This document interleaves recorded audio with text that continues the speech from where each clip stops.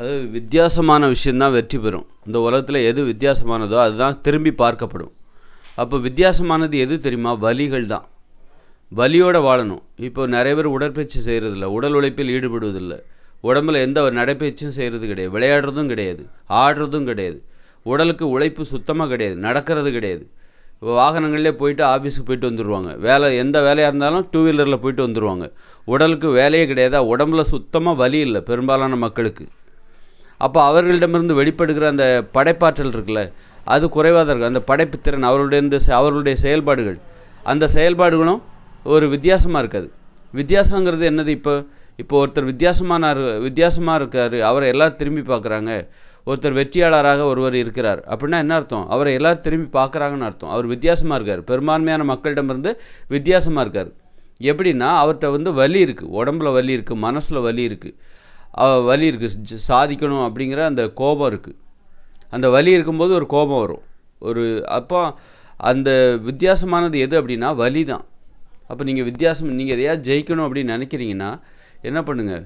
உங்கள் உடம்பில் வலிகளை உருவாக்குங்கள். வலிகளை எப்படி உருவாக்குவது அப்படின்னா உடற்பயிற்சி மூலமாக, கட்டுப்பாடுகள் மூலமாக வலிகளை உருவாக்க வேண்டும். இப்போ நீங்கள் உணவு கட்டுப்பாடு, அதாவது எல்லாருக்கும் நல்ல கேக்கு, டீ, காஃபி, வெள்ளைச்சீனி கலந்தது சாப்பிட்ணும் பிடிக்கும் தான், எல்லாத்துக்கும் பிடிக்கும். ஆனால் உடம்பு கேடு அப்படிங்கும்போது அதை நம்ம கட்டுப்படுத்தும் போது நம்ம மனசில் ஒரு அழுத்தம் ஏற்படுது. அந்த அழுத்தம் தான் வலி. அதாவது தீங்கான விஷயத்துலேருந்து நம்ம கட்டுப்படுத்திக்கும் போது நமக்கு ஒரு அழுத்தம் ஏற்படும், மனசில் ஒரு வலி ஏற்படும். அந்த வலி தான் வித்தியாசமானது. அதுபோல் நீங்கள் அதிகாலையில் எழுந்திருக்கிறது, 5 மணிக்கு எழுந்திருக்கணும், 4 மணிக்கு எழுந்திருக்கணும்னா அது ரொம்ப கஷ்டம், எல்லாராலையும் முடியாத ஒரு விஷயம், ரொம்ப வலியை தரக்கூடிய ஒரு விஷயம், வலியை தரக்கூடிய ஒரு பழக்கம். அப்போ அதை கடைப்பிடிக்கும்போது உங்களுக்குள்ளே ஒரு வலி வரும். அப்புறம் நேர்மையாக இருக்கணும். இப்போ லஞ்சம் வாங்கக்கூடாது, ரொம்ப நேர்மையாக இருக்கணும் அப்படிங்கிறது அது ஒரு அழுத்தத்தை தரும், அது ஒரு வலியை தரும். இந்த கட்டுப்பாடுகள் என்பது எதற்காக என்றால் நமக்கு தேவையான வலியை தரும், நாம் சாதிப்பதற்கு தேவையான வலியை தரும். ஒழுக்கமாக இருக்கணும், ஒரு மனைவிக்கு கணவனுக்கோ உண்மையாக இருக்கணும். உண்மையாக இருக்கும்போது அது ஒரு வலி. சும்மா பார்க்குற ஆண்கள் பெண்களெல்லாம் பார்க்குறவங்களெல்லாம் பார்த்துட்டு அவங்க பின்னாடி போகிறது, அது வலியை தராது. அதில் கட்டுப்பாடு இல்லை, அதில் ஒரு அழுத்தம் கிடைக்காது, ஒரு மனதில் ஒரு அழுத்தம் கிடைக்காது. அந்த அழுத்தம் தான் தேவை நமக்கு. அந்த அழுத்தம் தருகிறது தான் வலி. வலி என்பது என்னென்னா அந்த அழுத்தம் தான். இப்போ நீங்கள் ஒரு டயரில் காற்றடிச்சா தான் அதில் ஒரு அழுத்தம் இருக்குது. அந்த அழுத்தம் தான் நம்ம அந்த வண்டி ஓடுறதுக்கு காரணமாக இருக்குது. ஒரு லாரி, பஸ்ஸு எவ்வளோ பெரிய வெயிட்டை தாங்கிட்டு அந்த டயர் ஓடுது பாருங்கள். அந்த டயர் பாருங்கள் சின்னதாக தான் இருக்குது. அதில் இருக்கிறது என்னது? காற்று தான், அழுத்தப்பட்ட காற்று. அந்த அழுத்தம் தான் அந்த வண்டி போகிறதுக்கு காரணமாக இருக்குது. அப்போ மனிதர்கள் வாழ்வதற்கு, சாதிப்பதற்கு எது தேவை? அழுத்தம் தேவை. மன அழுத்தம், அது அளவுக்கு அதிகமான அந்த அழுத்தம் என்பது தாங்கி கொள்ள முடியலை, அதை தான் மன அழுத்தம்னு சொல்கிறாங்க.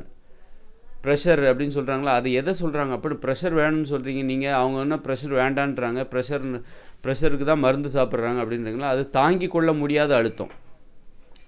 அவங்களோட ப்ரெஷர் இப்போ நோயின்னு சொல்கிறாங்களே, நோயை ப்ரெஷராக சொல்கிறாங்களே, அழுத்தம், மன அழுத்தம் அப்படின்னு சொல்கிறாங்க. நோயை அது தாங்கி கொள்ள முடியாத அழுத்தம், அளவுக்கு அதிகமான அழுத்தம். எப்படி டயரில் காற்று தேவை தான், அளவுக்கு அதிகமாக அடித்தா வெடிச்சிரும்.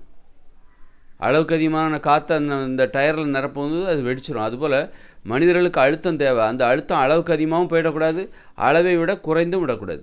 உங்கள்கிட்ட அழுத்தமே இல்லைப்பா, உங்கள்கிட்ட அழுத்தம் அளவுக்கு அதிகமாக இருக்குது, இந்த ரெண்டுமே தப்பு. தேவையான அழுத்தத்தை நம்ம மெயின்டைன் பண்ணணும், அதை நிர்வகிக்கணும். இவ்வளோ தான் அழுத்தம், இப்போ அளவுக்கு அதிகமாக ஆயிடுச்சு, நம்முடைய அழுத்தம் என்பது அளவுக்கு அதிகமாக ஆயிடுச்சு, இப்போ சுத்தமாக நமக்கு ப்ரெஷரே இல்லை, ஒரு அழுத்தமே இல்லை அப்படின்னு சொல்லிட்டு இந்த மாதிரி நம்முடைய அழுத்தத்தை அளவிடுகிற அந்த திறன் நம்மக்கிட்ட இருக்கணும். அந்த அழுத்தம் முதல்ல எங்கேருந்து வரும்? அழுத்தம் தான் வலி. ஒரு அழுத்தும் போது உங்களுக்கு வலி ஏற்படுமா இருக்கா? நீங்கள் கடலுக்கு அடியில் போகிறீங்க, கடற்கரையிலேயே ஆழமான கிணத்துல குதிக்கிறீங்க, கீழே போக போக அழுத்தம் அதிகமாகி காதில் வலி ஏற்படும். அப்போ அழுத்தம் உருவாக்குவது என்னது? வலி. அழுத்தம் அதிகரிக்கும் போது நீங்கள் கிணத்துக்கு அடியில் போயிட்டே இருக்கீங்கன்னு வச்சுக்கோங்களேன், ரொம்ப ஆழமாக போகும்போது முதல்ல உங்களுக்கு எங்கே வலிக்கும்? காதில் வலிக்கும். உதாரணம், நீங்கள் கடலில் குதிக்கிறீங்கன்னு வச்சுக்கோங்க, எந்தவித பாதுகாப்பு உபகரணமும் இல்லாமல் வெறுமனே குதிக்கிறீங்க. ஆழமாக போக போக என்னாகும் அப்படின்னா நீங்கள் ஒரு 200-300 அடி கடலில் குதித்து நீங்கள் மூழ்கிட்டே இருக்கீங்க. அப்போ என்ன ஆகுன்னா, மூழ்கி அப்படியே போய் மூச்சு விட முடியாமல் இறந்து போக மாட்டீங்க. அதுக்கு முன்னாடி என்ன நடக்கும் தெரியுமா? அழுத்தம் அதிகரித்து காதுலேருந்து ரத்தம்லாம் வர ஆரம்பிச்சிடும், காது கிழிஞ்சிரும், காது சவ்வு கிழிஞ்சு போயிடும். அப்புறம் அங்கங்கே இந்த அழுத்தம் வந்து உடம்பு தாங்கிக்க முடியாமல் அங்கங்கே ரத்தம் வர ஆரம்பிச்சிடும். ஒரு ரத்தத்தோடு தான் ஒருத்தர் மூழ்கி கடலில் போய் இறந்து போய் இப்போ டைட்டானிக் கப்பல்லேருந்து நிறைய பேர் மூழ்கி இறந்து போயிட்டாங்க. மூழ்கி இறந்து போனவங்க அவங்க ரொம்ப அடி ஆழத்துக்கு போக என்ன ஆயிருக்கும் அப்படின்னா அழுத்தம் தாங்க முடியாமல் காது ஜவ்வெல்லாம் கிழிஞ்சு போய் ரத்தம் வந்திருக்கும். ரத்தம் வந்து தான் இறந்து போயிருப்பாங்க. அழுத்தம் என்பது நமக்கு தரக்கூடியது வலி தான் தரும். அதனால் வலி நமக்கு தேவை. வலி தான் வித்தியாசமானது. நீங்கள் சாதிக்கணும்னா உங்களுக்கு வலி தேவை. அதே நேரத்தில் அந்த அழுத்தம் அளவுக்கு அதிகமாக போய்விடக்கூடாது. வலி என்பது அளவுக்கு அதிகமாக போயிடக்கூடாது. அளவுக்கு அதிகமாக போயிடுச்சுன்னா புண்ணு வந்துடும், ரத்தம் வந்துடும், காயம் வந்துடும். அதனால் அழுத்தம் என்பது நமக்கு அளவுக்கு அதிகமாக ஒரு அளவோடு நமக்கு தேவை. அந்த அழுத்தத்தை எப்படி உருவாக்குவது? கட்டுப்பாடுகள் மூலமாக. ஏன்னா அந்த அழுத்தம் இருந்தால் தான் வலி. அதை தான் வலின்னு சொல்கிறோம். அந்த வலி இருந்தால் தான் உங்களை எல்லோரும் வித்தியாசமாக பார்ப்போம். உங்களுடைய செயல்பாடுகள் வித்தியாசமாக இருக்கும். இப்போ பெரும்பான்மையான மக்கள் உடற்பயிற்சி செய்கிறது இல்லையா, உடல் உழைப்பில் ஈடுபடுறது இல்லையா, அப்போ அதிகாலையில் எழுந்திருக்கிறது இல்லை. இப்படி வந்து நடைப்பயிற்சி, உடல் உழைப்பு எதுவுமே பண்ணாமல் அவங்க வாழ்க்கையை வாழ்ந்துட்டுருக்காங்க. அப்போ அவங்ககிட்ட வலி இல்லை, வித்தியாசங்கிறது இல்லை. யாரும் அவங்கள திரும்பி கவனிக்க மாட்டாங்க. டெய்லி வேலை பார்ப்பாங்க, சம்பாதிப்பாங்க, மாதம் ஆனால் ஆனால் யாரும் அவங்கள திரும்பி பார்க்க மாட்டாங்க. யாரை திரும்பி பார்ப்பாங்கன்னா வலி நிறைந்தவர்களை தான் திரும்பி பார்ப்பார்கள் மக்கள். வலி நிறைந்தவர்கள், வலிகளை உருவாக்கி கொள்கிறவர்கள், கட்டுப்பாடு நிறைந்தவர்களை தான் யார்கிட்ட வலி இருக்கோ அவருடைய செயல்பாடுகள் தான் திரும்பி பார்க்க வைக்கும். அப்போ உடற்பயிற்சி வலிகளை எப்படி உருவாக்குது? உணவு கட்டுப்பாடு. உங்களுக்கு பிடிச்ச உணவுகள், ஆனால் அது உங்கள் உடம்பு கேடு தருது, அதெல்லாம் சாப்பிடக்கூடாது, தீங்கானது அப்படின்னு சொல்லிட்டு அந்த கட்டுப்படுத்தும் போது உங்களுக்கு ஒரு கோபம் வரும். ஐயோ, நம்ம ஆசை அடக்கும்போது நமக்கு ஒரு கோபம் வருதில்ல, ஒரு வலி வருதில்ல, ஒரு அழுத்தம் வருதில்ல. அந்த அழுத்தம் தான் நாம் சாதிப்பதற்கு தேவையானது. அதனால் வித்தியாசமானது, அந்த அழுத்தம் தான் வித்தியாசமானது. இந்த பெரும்பான்மையான மக்களிடம் அழுத்தமே இல்லை, ஒரு வலியே இல்லை. வலியே இல்லாமல் தினசரி வாழ்க்கையை வாழ்கிறாங்க, நல்லா சாப்பிட்றாங்க, தூங்குறாங்க, அப்புறம் டெய்லி ஒரு வேலை, பழக்கப்பட்ட ஒரு வேலையை செய்கிறாங்க. நேற்று செய்த அதே வேலையை இன்றைக்கி செய்ய போகிறாங்க. புதுசாக எதையுமே அவங்க வந்து பிரச்சனைகளாக இருந்தாலும் சரி புதுமையை எதிர்நோக்கிறதே கிடையாது. வாழ்க்கையில் பிரச்சனையாக இருந்தாலும் சரி புதுமையான பிரச்சனைகளை பார்த்தாலே பயப்படுவாங்க.